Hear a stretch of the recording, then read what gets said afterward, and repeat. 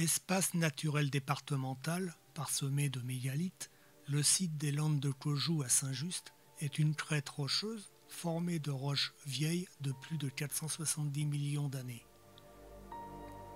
Il est considéré comme le deuxième site mégalithique de Bretagne après celui de Carnac.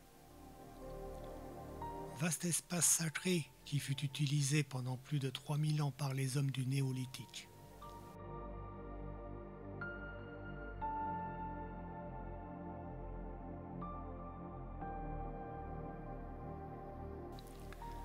Nos lointains ancêtres se sont installés sur ces landes sèches pour constituer un ensemble de monuments mégalithiques uniques en Europe.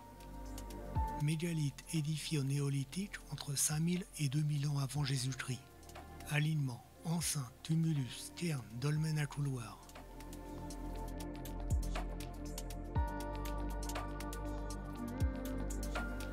Le site des Landes de Caujou a fait l'objet de nombreuses fouilles.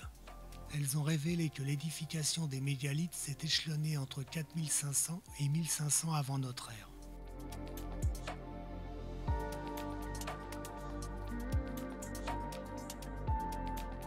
La crête des Landes de Caujou est aussi un espace naturel exceptionnel. Ces paysages sauvages accueillent une faune et une flore riches et variées. Le sol est fort mince et pauvre, et pour la végétation, l'adaptation aux sécheresses est de rigueur. Mousse, lichen et pelouse maigre colonisent les sols les plus minces.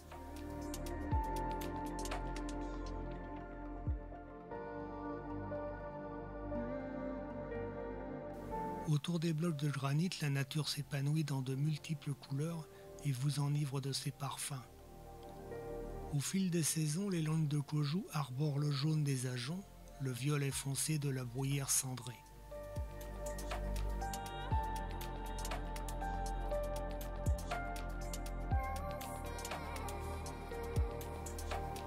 À votre tour de visiter ces lieux de culte et monuments funéraires dont certains s'apparentent à des sanctuaires.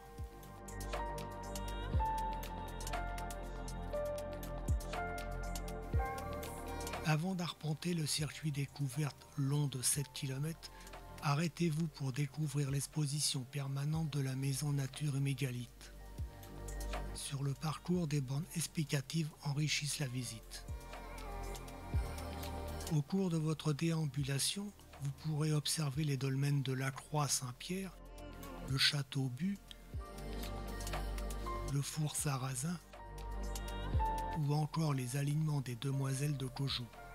On raconte que ces jeunes filles auraient été pétrifiées en menhir pour avoir dansé au lieu d'aller à la messe.